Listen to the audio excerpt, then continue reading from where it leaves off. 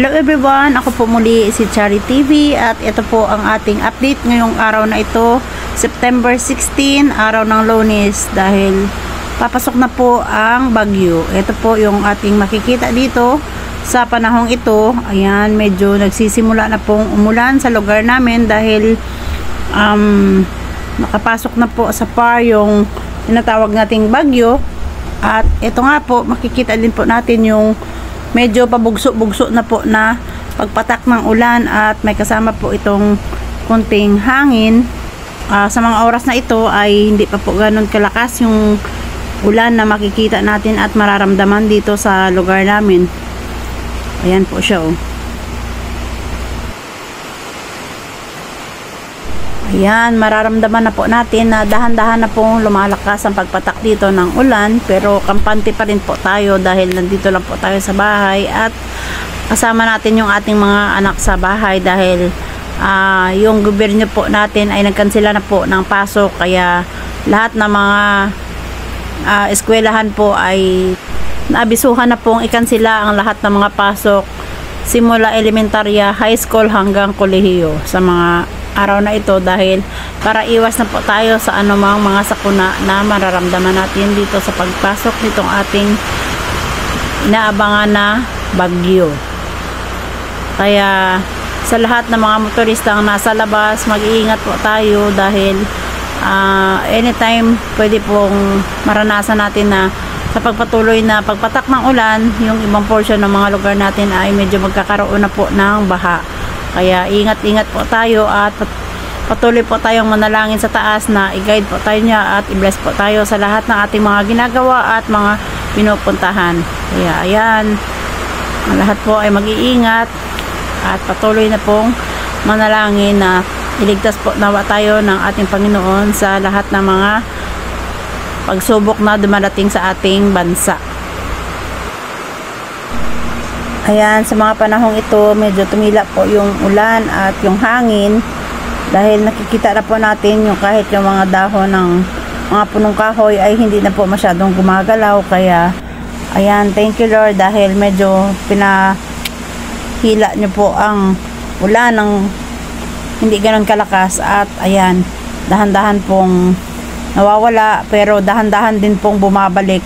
Anytime, kahit anong oras, kailangan magiging handa po tayo sa lahat ng ating mga pangangailangan. Kailangan ihanda po natin yung ating mga baterya sakaling dumating man po ang brownout sa oras ng gabi. At kailangan meron po tayong mga nakahanda na po na pagkain para hindi na po natin kailangan lumabas pa para maghanap pa po tayo ng ating mga kakainin sa ating pamilya. Napansin ko nito mga alas 3 na ng hapon, medyo lumalakas yung ulan at ayan, sabay-sabay naman pong pumapasok yung hangin, kaya medyo maaga na po tayo ditong maghanda para meron na po tayong mga makaredy na sakaling pagdating ng gabi ay magkaroon po tayo ng brownout dahil walang tigil po yung ulan, kumukulog at kumikidlat sa mga oras na ito. Ayan, mararamdaman po natin sobrang lakas na naman po yung hangin na pumapasok sa ating lugar. Kaya buong araw po ako nakamonitor dito sa lugar namin dahil hindi po natin maiiwasan kahit nasa loob lang po tayo ng bahay, meron pong mararamdaman na hindi maganda sa ating bahay. Kaya kailangan nakahanda po tayo, kailangan nakahanda po ang lahat.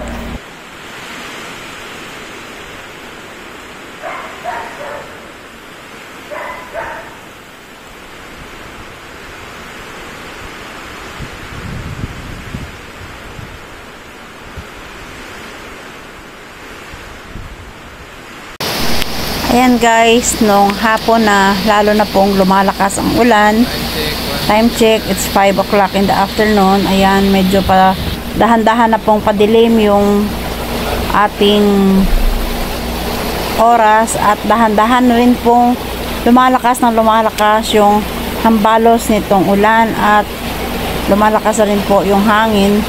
Kaya ayan, patuloy po ako nakamonitor dito dahil Hindi ko po alam kung ano po ang masamang maidudulot nito sa atin dito sa bahay. Kailangan mapagmatsyag at magiging handa sa lahat ng oras.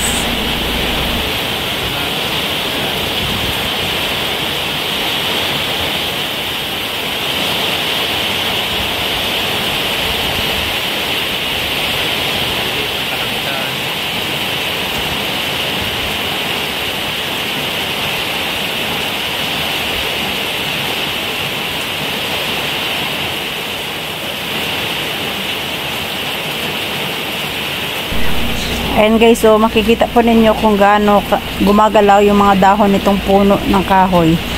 Ibig sabihin ganyan din po kalakas ang ihip ng hangin dyan sa labas dahil andito po tayo sa loob ng bahay at nakamonitor lamang po tayo dito sa may bandang bintana. Ay ayan, makikita po natin sa labas na talagang kumakaway yung mga dahon nitong ating mga punong kahoy. Kahit hanggang ngayon, di pa rin tumitigil ang pagpatak ng ulan. Patuloy pa rin ito sa kanyang pagpatak. Lumalakas, humihina, and then lumalakas na naman bigla. Kaya, ayan. Nakikita naman po natin na lahat ng oras talaga, simula umaga hanggang hapon, makikita natin kung gaano kalakas ang ulan dito sa aming area. Thankful naman ako dahil yung lugar po namin dito ay malayo po kami sa baha. Kaya, ayan, kampante kami dahil kahit gaano makalakas yung ulan, hindi po naaabot ng baha itong aming lugar. At ligtas po dito ang lahat ng mga nakatira sa aming area. Kahit yung mga alaga kong aso, aligaga dahil sa sobrang lakas ng ulan na kanilang naririnig. Kaya ayan, panay kahol din po yung aking mga alaga dahil parang natatakot din po sila sa kulog at kidlat na dala nitong ating bagyo. Sa sobrang lakas ng ulan at saka ng hangin, ayan, pati yung mga alaga ko parang nararamdaman din po yung masamang panahon.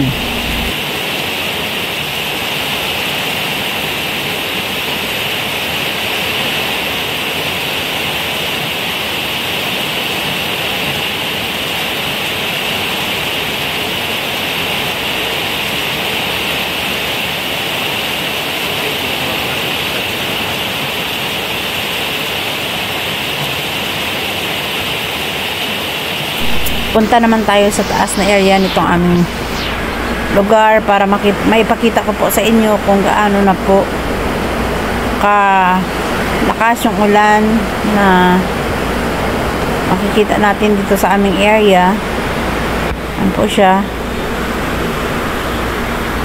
medyo tumila na po ng konti yung ulan dyan at maya maya lalakas na naman po siya ng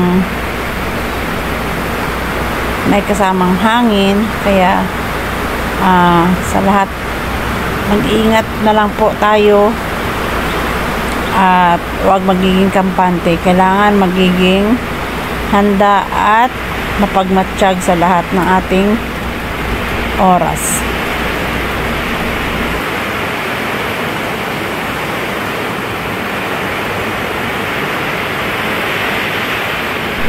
Ayan, bigla na namang lumakas yung hambalos ng hangin. Nakikita po natin yung mga sanga ng mga kahoy na malakas na namang gumagalaw dahil sa ihip ng hangin dyan sa labas na sobrang lakas.